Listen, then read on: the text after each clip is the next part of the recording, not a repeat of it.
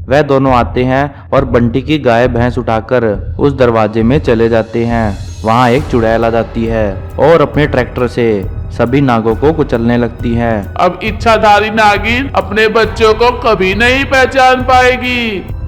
एक बार सांप लोक में इच्छाधारी नागिन 2 बच्चों को जन्म देती है। एक साथ 2 बच्चों को देखकर सभी नाग बहुत खुश होते हैं और जश्न मनाने लगते हैं। तभी अचानक से वहाँ एक चुड़ैल आ जाती है और अपने ट्रैक्टर से सभी नागों को कुचलने लगती है। सभी सांप डर जाते हैं और वहाँ से भागने लगते हैं। फिर चुड़ैल इच्छाधारी नागिन के पास जाती है और उसे अपनी शक्तियों से कैद कर देती है और उन दोनों बच्चों को उठाकर नागिन से बोलती है, हे इच्छाधारी नागिन, तुमने मेरे पति कालिया राक्षस को मार दिया। इस चीज का बदला मैं तुमसे लेकर रहूंगी। जिस तरह तुमने मेरे पति को मुझसे छीन लिया, उसी तरह मैं तुम्हारे बच्चे को भी तुमसे छीन लूंगी। ऐसा कहकर चुड़ैल इच्छाधारी नागिन के दोनों बच्चों को उठाकर वहाँ से ले जाती है। हे चुड़ैल, मेरे बच्चों को छोड़ दो, तुम इन्हें कहाँ ले जा रही हो? कुछ ही समय बाद सांपलोक के पहरेदार इच्छाधारी नागिन के पास आते हैं। नागिन उनसे बोलती है, पहरेदारों, चुड़ैल ने मेरे बच्चे को उठा लिया है, जल्दी जाओ और उसे पकड़ कर लाओ। जो आज्ञा नाग माता, हम अभी जाते हैं और उसे पकड़ कर लाते हैं। पहरेदार चुड़ैल की तलाश में निकल पड़ते हैं। उधर चुड़ैल उन दोनों बच्चों को लेकर अपनी गुफा में पहुंचती है। वहां गुफा में चुड़ैल की सहेली डायन उनका इंतजार कर रही होती है। डायन बोलती है, अरे चुड़ैल बहन, तुम कहाँ चली गई थी? क्या तुमने हमारे खाने का इंतजाम किया? मैं सांप लोक गई थी और वहाँ से मैं इच्छाधारी नागिन के 2 बच्चों को उठाकर लाई हूँ। अरे वाह चुड़ैल बहन, तुमने तो बहुत अच्छा काम किया। आज तो हम नागिन के बच्चों को खाएंगे, मजा ही आ जाएगा। अरे नहीं डायन बहन, तुम ये क्या कर रही हो? हम इन बच्चों को नहीं खाएंगे। क्या कह रही हो चुड़ैल बहन? मुझे बहुत भूख लगी है। अगर मैं इन्हें नहीं खाऊंगी तो मैं तो भूखी ही मर जाऊंगी। डायन बहन, मेरे पास एक योजना है। ऐसा कहकर वह अपनी शक्तियों का वार उन दोनों बच्चों पर करती है और उन दोनों बच्चों को भूतिया बना देती है और उन्हें बोलती है, सुनो मेरे भूतिया बच्चों, मैं तुम्हारी माँ हूँ। आज से तुम दोनों गांव में जाओगे और हमारे लिए अच्छा अच्छा खाना लेकर आओगे। जो आज्ञा चुड़ैल माँ, आप जैसा कहेंगे हम वैसा ही करेंगे। ऐसा कहकर वह दोनों गांव की तरफ निकल पड़ते हैं। डायन चुड़ैल से बोलती है,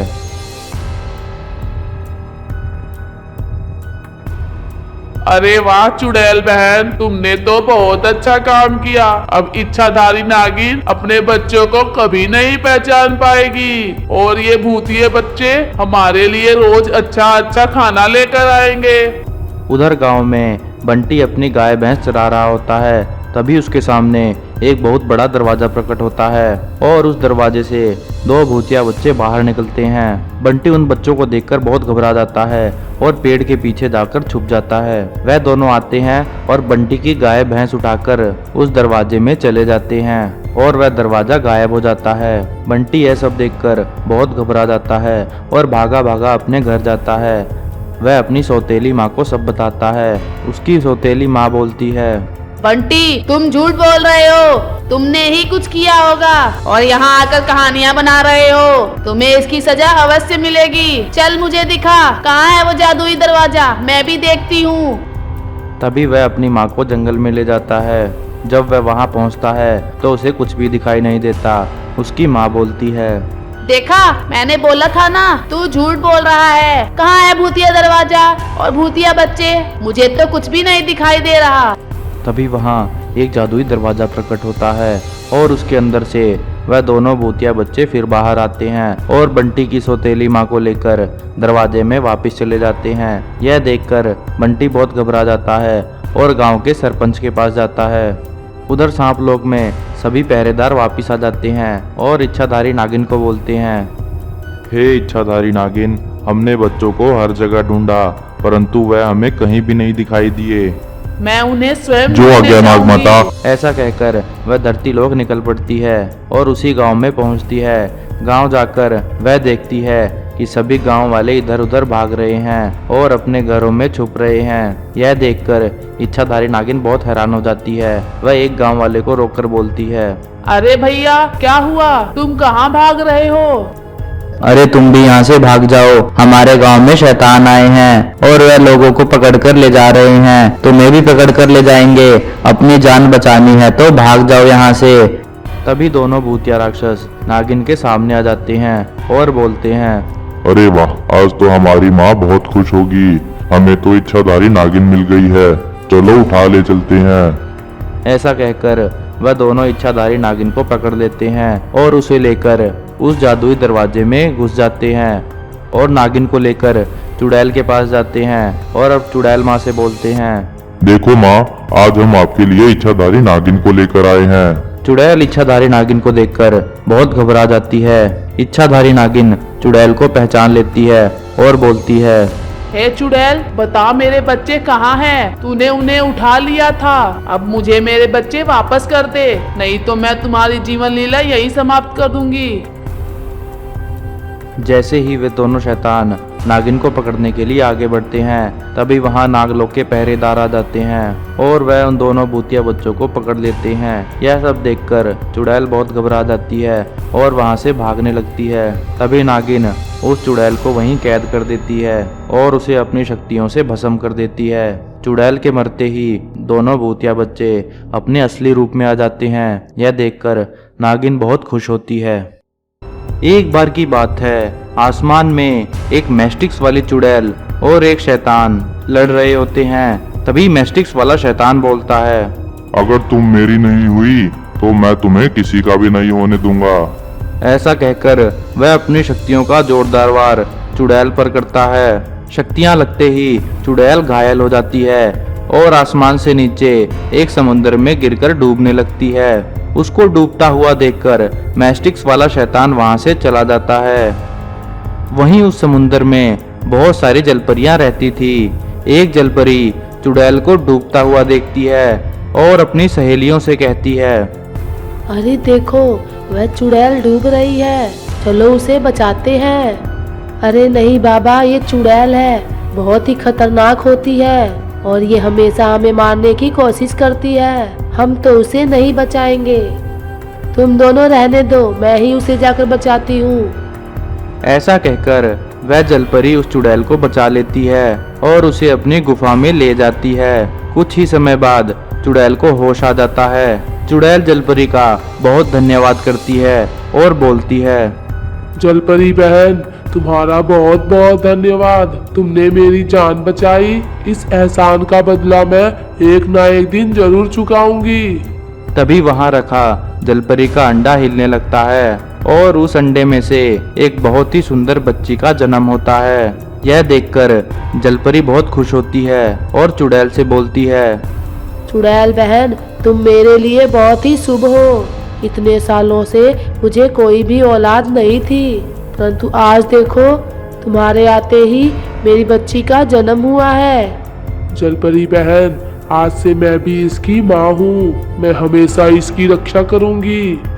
एक दिन मैस्टिक्स वाला शैतान घूमते घूमते उस समुद्र में आ जाता है। समुद्र में वह जलपरी को अपनी बेटी के साथ खेलता हुआ देख लेता है और बोलता है, वाह, जलपरी तो कितनी सुंदर है, मैं जाकर जलपरी से अपने विवाह की बात करता हूँ। तभी वह जलपरी के पास जाता है और जलपरी से बोलता है, हे जलपरी, तुम तो बहुत ही सुंदर हो, अगर तुम मुझसे विवाह करोगी तो मैं तुम्हें अपनी रानी बनाकर रखूंगा। जलपरी राक्षस को देखकर डर जाती है और बोलती है, ऐ दुष्ट राक्षस, तू यहाँ से चला जा, नहीं तो मैं तेरी जीवन लीला यही समाप्त कर दूंगी। उसकी यह बातें सुनकर मैस्टिक्स वाला शैतान जोर जोर से हंसने लगता है। जलपरी अपनी शक्तियों का वार मैस्टिक्स वाले शैतान पर करती है, परंतु उसकी शक्तियों का उस पर कोई असर नहीं होता। तभी मैस्टिक्स वाला शैतान अपने जादू से जलपरी की बेटी को एक मछली में बदल देता है और उसे उठाकर जलपरी को कहता है, जलपरी, मैं तुम्हारी बेटी को लेकर जा रहा हूँ, जब तुम्हारा इरादा बदल जाए तो मेरे पास आ जाना, अपनी बेटी को छुड़ा लेना। ऐसा कहकर वह जलपरी की बेटी को ले जाने लगता है। तभी चुड़ैल वहां आ जाती है और जलपरी को बोलती है, घबराओ मत बहन, तुम्हारी बेटी मेरी भी बेटी है, मैं इसे अवश्य बचाऊंगी। जल्दी ही वे राक्षस तक पहुंच जाती है और अपनी शक्तियों का वार राक्षस पर करती है। अचानक हुए इस हमले से मैस्टिक्स वाला शैतान घबरा जाता है और उसके हाथ से वह नन्ही मछली नीचे गिर जाती है। मैस्टिक्स वाले शैतान को बहुत गुस्सा आता है और वह अपनी शक्तियों का वार चुड़ैल पर करता है। शक्तियां लगते ही चुड़ैल घायल हो जाती है और आसमान से नीचे गिरने लगती है। उधर वह नन्ही मछली एक नदी में जा गिरती है। उस नदी के किनारे बंटी मछलियां पकड़ रहा होता है। तभी उसके जाल में वह सुनहरी नन्ही मछली फंस जाती है। बंटी उस मछली को देखकर बहुत खुश होता है और बोलता है, अरे वाह, कितनी सुंदर मछली है, इसे तो मैंने कभी भी नहीं देखा। एक काम करता हूँ, इसे बाजार में नहीं बेचूंगा, मैं इसे अपने पास ही रखूंगा। ऐसा कहकर बंटी उस सुनहरी मछली को लेकर अपने घर जाता है और उसे एक छोटे पानी के बर्तन में रख देता है और बाकी की मछलियों को बाजार बेचने चला जाता है। जब वह मछलियां बेचकर आ रहा होता है तब वह देखता है कि वह मछली बहुत बड़ी हो गई है और वह उस मछली को निकालकर एक बड़े बर्तन में डाल देता है। तभी वह देखता है कि वह मछली और बड़ी हो गई और वह बर्तन छोटा पड़ गया। वह बहुत हैरान हो जाता है और बोलता है, यह मछली तो बहुत बड़ी हो गई है, अब मैं इसे अपने घर में नहीं रख सकता, इसे तो तालाब में ही डालना पड़ेगा।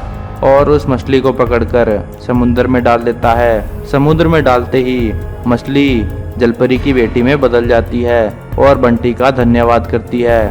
बंटी, तुम्हारा बहुत बहुत धन्यवाद। इस दुष्ट शैतान राक्षस ने मुझे अपने जादू से एक मछली बना दिया था, परंतु जैसे ही तुमने मुझे समुद्र के पानी में वापस डाला, मैं जलपरी में बदल गई। उधर शैतान को जैसे ही पता लगता है कि जलपरी की बेटी वापिस आ गई है तो वह उसे पकड़ने के लिए समुद्र में वापिस आ जाता है। तभी जलपरी और उसकी सहेलियां मिलकर शैतान पर अपनी शक्तियों का वार करती हैं। अचानक हुए इस हमले से शैतान बहुत घबरा जाता है और वहां से दुम दबा के भाग जाता है।